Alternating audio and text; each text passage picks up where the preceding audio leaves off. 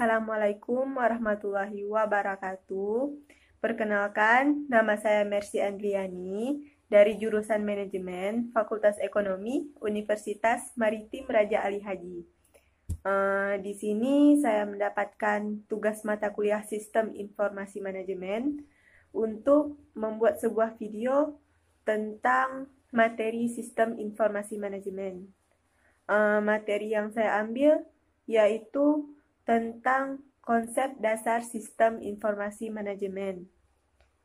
Yang akan dibahas yaitu tentang konsep dasar sistem, konsep dasar informasi, konsep dasar manajemen, dan pengertian sistem informasi manajemen.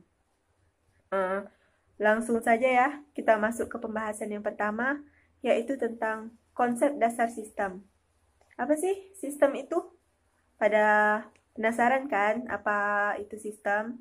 Langsung saja yuk kita bahas.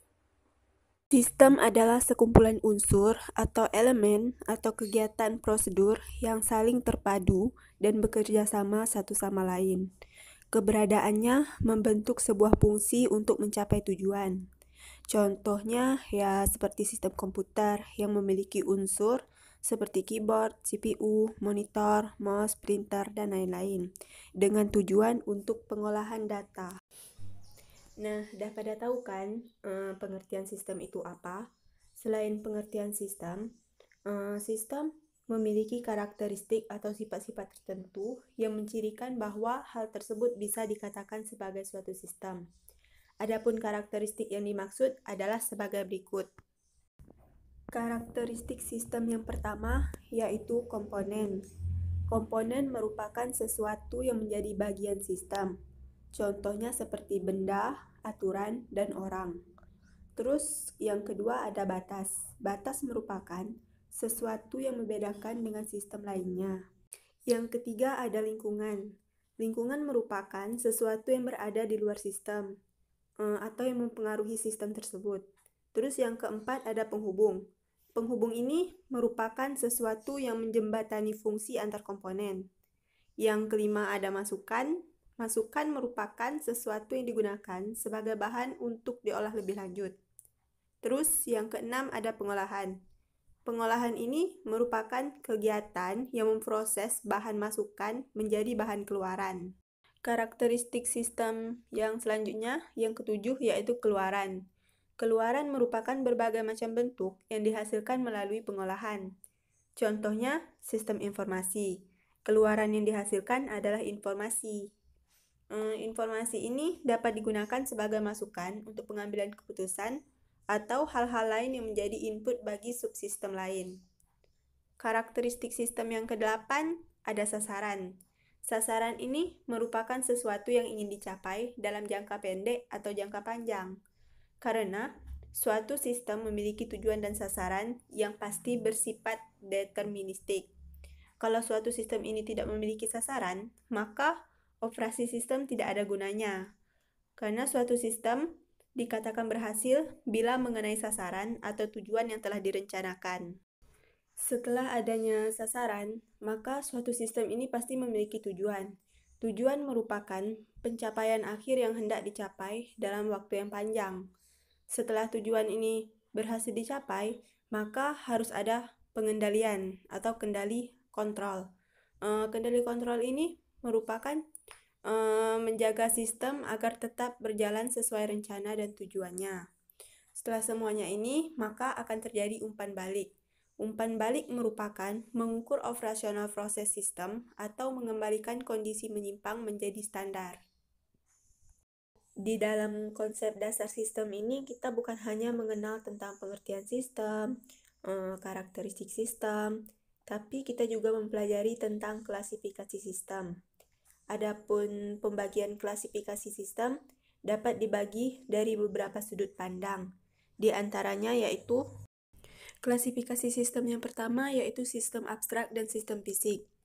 Perbedaan antara abstrak dan fisik ini ialah kalau abstrak itu sistemnya tidak tampak nyata, contohnya seperti program komputer.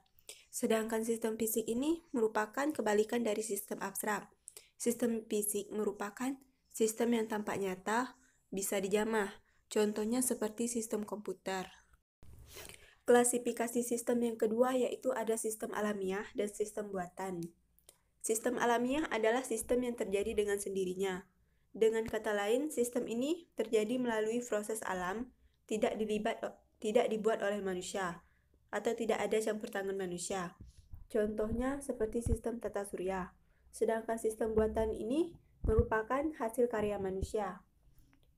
Contohnya seperti komputer, mobil, karena sistem buatan ini merupakan sistem yang seperti melibatkan interaksi manusia dengan mesin. Yang ketiga ada sistem tertentu dan sistem tak tentu. Sistem tertentu ini atau disebut juga dengan deterministic system, yang artinya bisa diprediksi dan dideteksi dengan pasti. Sedangkan sistem tak tertentu ini disebut juga dengan probabilistic system. Artinya yaitu prediksinya tidak pasti dan adanya probabilitas. Klasifikasi sistem yang terakhir yaitu sistem tertutup dan sistem terbuka. Bedanya ialah kalau yang tertutup ini tidak dipengaruhi lingkungan di luar sistem, menerima masukan tertentu menghasilkan keluaran tertentu. Sedangkan sistem terbuka ini dipengaruhi lingkungan luar, menerima masukan dari subsistem lain, dan memberikan keluaran untuk subsistem lainnya. Pembahasan mengenai konsep dasar sistem telah selesai. Sekarang kita masuk ke subpokok yang kedua, yaitu tentang konsep dasar informasi. Apa aja sih yang dibahas mengenai konsep dasar informasi? Yuk kita lihat selanjutnya. Sebelum membahas informasi lebih lanjut, kita harus mengetahui dulu apa itu informasi.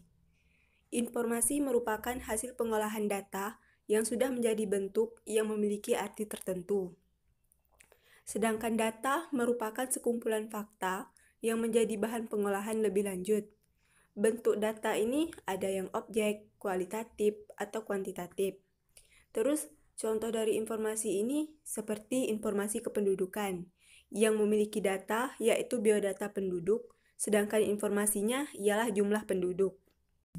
Adapun faktor informasi yaitu ada fungsi informasi, biaya informasi, nilai informasi, dan mutu informasi. Kita bahas yang pertama yaitu tentang fungsi informasi. Fungsi informasi ialah untuk menambah pengetahuan, mengurangi ketidakpastian, mengurangi resiko kegagalan, dan mengurangi keanekaragaman atau varian. Juga bisa memberi standar atau aturan, ukuran, atau batasan. Terus, nilai informasi. Nilai informasi ini ialah kemudahan dalam memperolehnya, bersifat luas dan lengkap, memperhatikan ketelitian, kecocokan dengan pengguna, ketepatan waktu, kejelasan, dapat dibuktikan, dan dapat diukur. Sedangkan mutu informasi, informasi ini merupakan kontrol sistem untuk mengeliminir kesalahan dan pemeriksaan internal dan eksternal, penambahan batas ketelitian data, feedback dari pemakai untuk menilai kesalahan yang mungkin terjadi. Sedangkan biaya informasi yaitu biaya perangkat keras, biaya analisis, perancangan, dan pelaksanaan sistem, biaya tempat dan lingkungan, biaya perubahan, dan biaya operasi. Subpokok yang kedua telah selesai kita bahas. Sekarang kita masuk ke subpokok yang ketiga yaitu tentang konsep dasar manajemen. Manajemen adalah pengelolaan kegiatan untuk menjalankan tugas dan fungsi serta tujuan suatu organisasi. Manajemen ini merupakan proses memanfaatkan sumber daya tersedia untuk mencapai tujuan. Adapun kegiatan dalam manajemen ini meliputi perencanaan, pengendalian, pengawasan, dan pengambilan keputusan. Tingkatan manajemen dibagi menjadi 3, yaitu low level management, middle level management, top level management. Low level management ini merupakan tingkatan manajemen yang rendah, meliputi perencanaan dan pengendalian operasional. Sedangkan middle level management merupakan tingkatan yang tengah, meliputi perencanaan taktis dan pengendalian manajemen. Sedangkan top level management, manajemen tingkat atas, meliputi perencanaan strategis. Setelah dari awal tadi kita bahas mengenai apa itu sistem, apa itu informasi, apa itu manajemen, dapat kita simpulkan dari 3 pengertian ini mengenai pengertian sistem informasi manajemen. Sistem informasi manajemen ini ialah kegiatan yang dilakukan oleh sekelompok unsur dalam sebuah organisasi yang saling terkait dalam usaha memecahkan suatu masalah dengan memanfaatkan sumber daya manajemen sehingga sampai pada sebuah pemberian informasi untuk mendukung pengambilan keputusan. Nah, itu tadi pembahasan mengenai sistem informasi manajemen. Mungkin hanya itu yang dapat saya sampaikan. Terlebih terkurang saya mohon maaf apabila di dalam video itu terdapat banyak kekurangan dan kesalahan. Wabillahi taufiq wal hidayah. Wassalamualaikum warahmatullahi wabarakatuh.